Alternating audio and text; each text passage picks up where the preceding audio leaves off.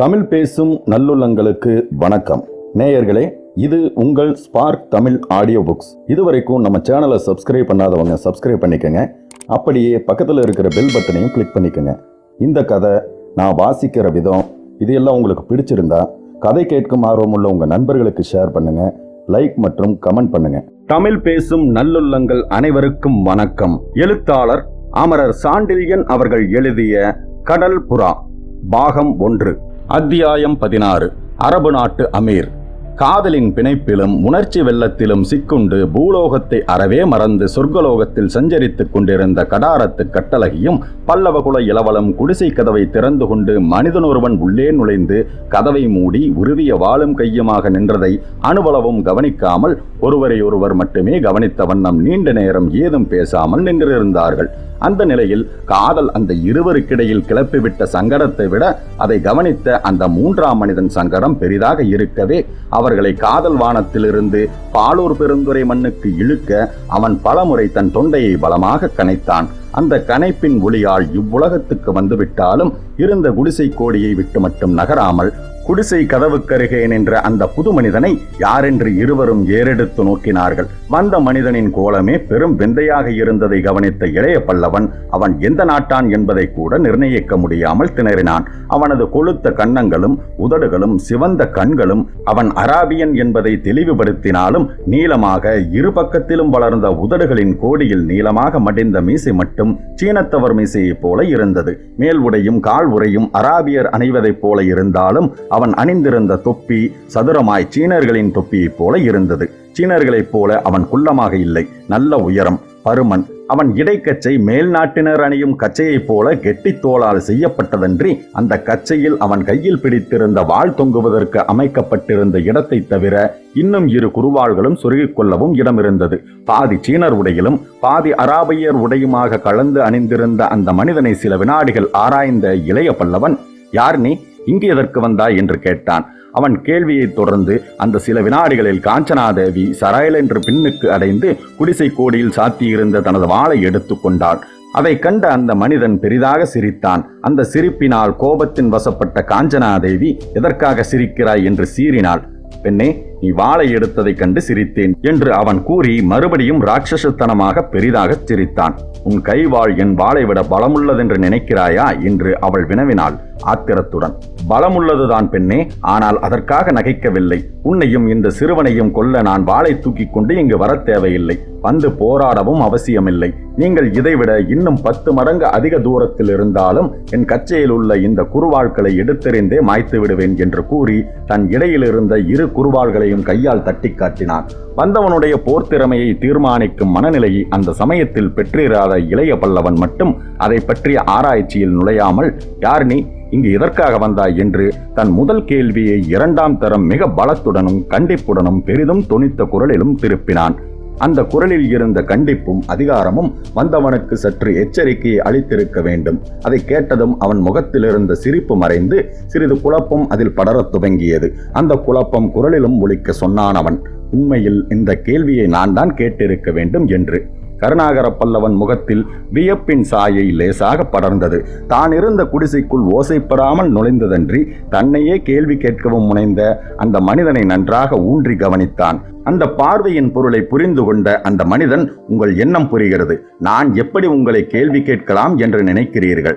ஆனால் கேள்வி கேட்க எனக்கு உரிமை இருக்கிறது என்று மீண்டும் கூறினான். கருணாகர பல்லவனின் ஆச்சரியம் அதிகமாகவே, உரிமை இருக்கிறதா என்று ஆச்சரியம் குரலிலும் பிரதிபலிக்க கேட்டான். ஆம், உரிமை இருக்கிறது என்று திட்டமாக சொன்னான் அந்த மனிதன். என்ன உரிமை? அதுவரை மௌனமாக இருந்த காஞ்சனாதேவியும் ஒரு கேள்வியை வீசினாள். சொந்தக்காரனுக்கு உள்ள உரிமை என்றான் அந்த மனிதன். அப்படியானால் என்று இழுத்தாள் காஞ்சனாதேவி. இந்த குடிசை என்னுடையது என்ற வாசகத்தை அந்த மனிதன் முடித்ததும் கருணாகர பல்லவனும் காஞ்சனாதேவியும் ஒருவரையொருவர் பார்த்து கொண்டார்கள். பிறகு அந்த மனிதனை நோக்கிய கருணாகர பல்லவன், நாங்கள் இங்கு பிற்பகலிலேயே வந்துவிட்டோம் என்று சுட்டி காட்டினான். மிகவும் சந்தோஷம் என்று அந்த மனிதன் சொன்ன பதிலில் ஏளனம் இருந்ததை கருணாகர பல்லவன் கவனிக்க தவறவில்லை. அதனால் சற்று சீற்றத்துடன் கேட்டான், அப்பொழுது நீங்கள் இங்கு இல்லையே என்று. நான் இல்லாதது உங்களுக்கு சௌரியகமாக போய்விட்டதென்று புரிகிறது என்றான் அந்த மனிதன். காஞ்சனாதேவியின் முகம் வெட்கத்தால் குப்பென்று சிவந்தது. தானும் இளைய பல்லவனும் இருந்த நிலையை அவன் குறிப்பிடுகிறான் என்பதை புரிந்து கொண்டதால் முகத்தை வேறு பக்கம் திருப்பிக் கொண்டாள் அவள். இளைய பல்லவனுக்கும் அந்த மனிதனின் பேச்சு சற்று சங்கடத்தையே அளித்தது என்றாலும் அவன் அதை சமாளித்துக் கொண்டு, நீங்கள் நினைப்பது தவறு, இந்த குடிசைக்கு நாங்களாக வரவில்லை என்று தெரிவித்தான். வேறு யார் அழைத்து வந்தார்கள்? அதை சொல்ல முடியாத நிலையில் இருக்கிறேன். சொன்னால் என்ன நடந்துவிடும்? ஆபத்து நிகழலாம். யாருக்கு? என் நண்பருக்கு. இதற்கும் பதில் சொல்ல யோசித்தான் இளைய பல்லவன். இந்த நாட்டு அதிபர்களால் ஆபத்து என்று சொல்லலாமா? ஒருவேளை இவன் கலிங்க வீரர்களிடம் காட்டிக் கொடுத்து விட்டால் என்ன செய்வது என்று சில வினாடிகள் சிந்தித்தான்.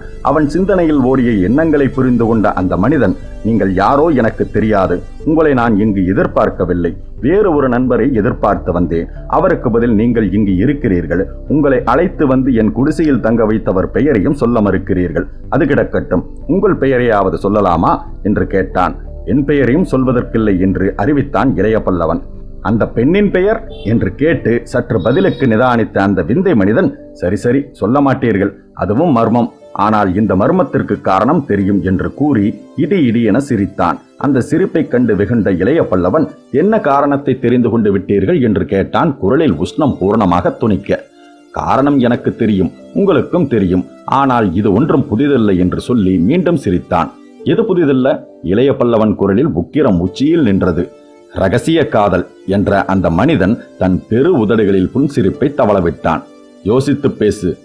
இதில் யோசிப்பதற்கு என்ன இருக்கிறது? யோசிப்பதற்கு ஒன்றுமில்லை என்பது இளைய பல்லவனுக்கு புரிந்தே இருந்தது. தாங்கள் இருந்த நிலையை பார்த்த எவரும் அந்த புது மனிதன் செய்த கற்பனையை தவிர வேறு கற்பனையில் ஈடுபட முடியாதென்பதை புரிந்து கொண்டான். அப்படி விஷயம் தெளிவாக புரியவே சரியாக பதில் சொல்ல முடியாத காரணத்தால் இளைய பல்லவன் இதயத்தில் கோபமே பெரிதாக எழுந்து நின்றது. அந்த கோபத்தின் விளைவாக சரேல் என காஞ்சனாதேவியின் கையில் இருந்த கத்தியை தான் பிடுங்கிக் கொண்டு, டேய் வாயை அடக்கி பேசு, இல்லையேல் வா அருகில் என்று சொல்லிக்கொண்டு உருவிய வாளை நீட்டிக்கொண்டு சற்று முன்னேறினான்.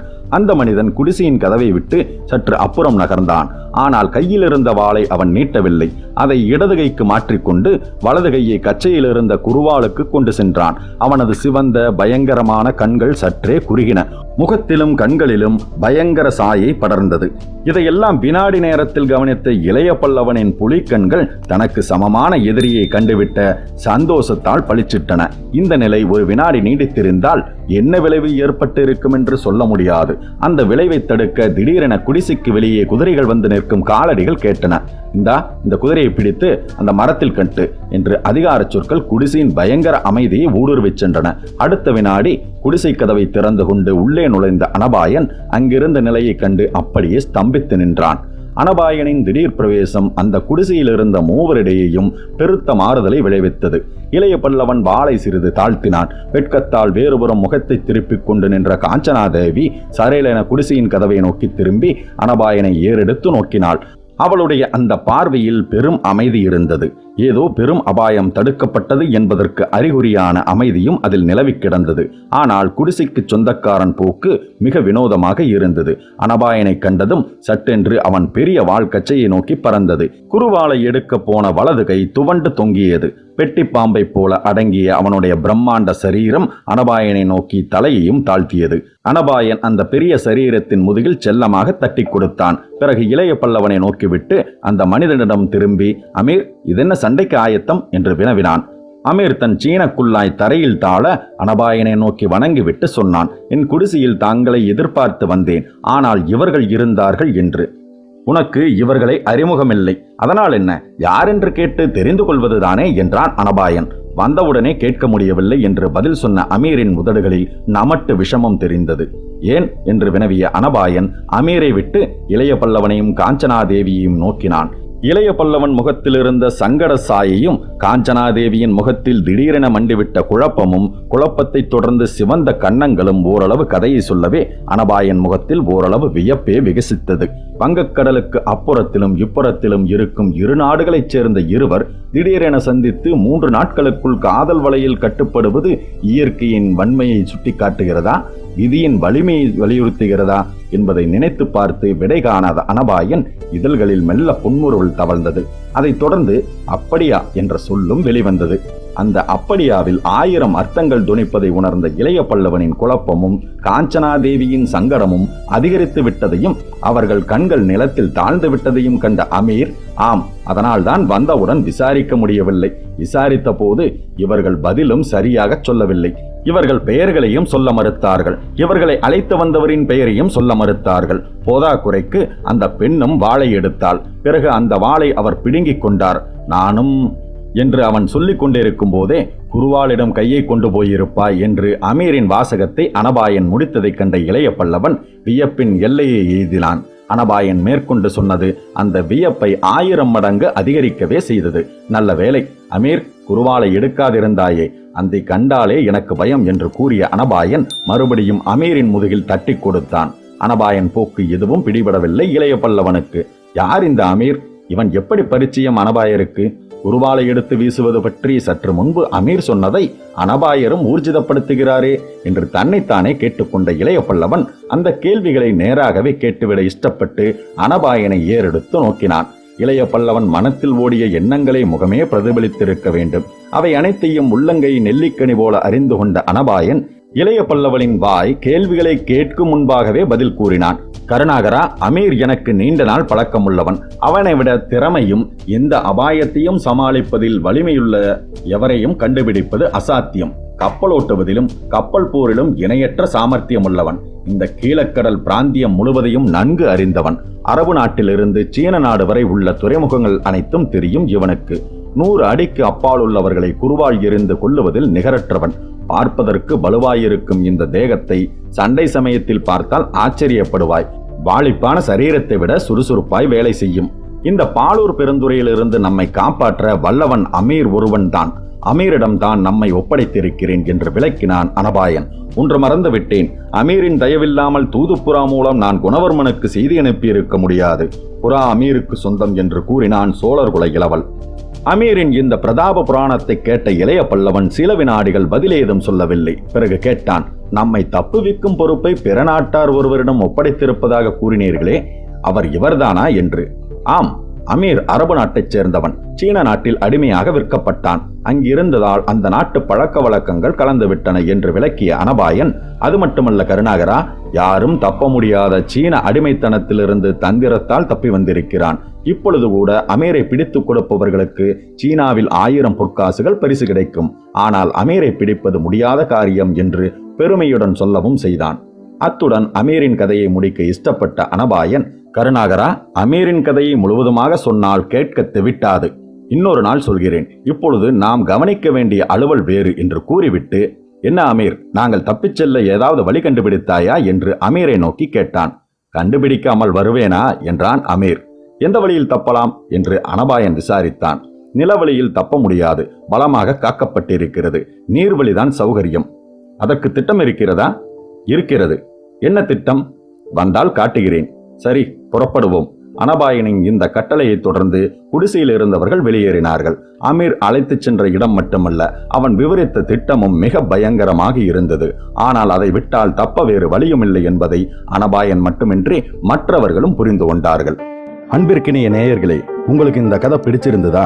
என்னோட குரல் மற்றும் கதை சொன்ன விதம் எப்படி இருந்ததுன்னு உங்களோட கருத்துக்களை தவறாம கமெண்ட் பாக்ஸில் கமெண்ட் பண்ணுங்க. மறக்காம ஒரு லைக்கும் தட்டி விடுங்க. அதோட உங்களை மாதிரியே கதையை விரும்பக்கூடிய உங்க நண்பர்களுக்கும் இந்த கதையை ஷேர் பண்ணுங்க. நீங்க ஒரு வேளை நம்ம சேனலை சப்ஸ்கிரைப் பண்ணாம இருந்தீங்கன்னா உடனே சப்ஸ்கிரைப் பண்ணிட்டு நோட்டிபிகேஷனையும் ஆன் பண்ணிக்கோங்க. கதை கேட்டுட்டு சப்ஸ்கிரைப் பண்ணாம போற நண்பர்களுக்கு ஒரு விஷயத்தை நான் சொல்லிக்க விரும்புறேன். ஒவ்வொரு ஆடியோ புக்கு பின்னாடியும் பல மணி நேர உழைப்பு இருக்கு. அந்த உழைப்புக்கான அங்கீகாரம் தான் நீங்க நம்ம சேனலை சப்ஸ்கிரைப் பண்றதும் உங்கள் லைக், ஷேர்ஸ் மற்றும் கமெண்ட். இது மட்டும்தாங்க. இந்த விஷயங்களை நீங்க ஏத்துக்கிட்டீங்கன்னா கண்டிப்பா சப்ஸ்கிரைப் பண்ணுவீங்கன்னு நான் நினைக்கிறேன். ஓகே, மற்றும் இன்னொரு அருமையான கதையோட உங்களை நான் சந்திக்கிறேன். உங்களிடமிருந்து விடைபெறுவது உங்கள் கார்த்திகேயன்.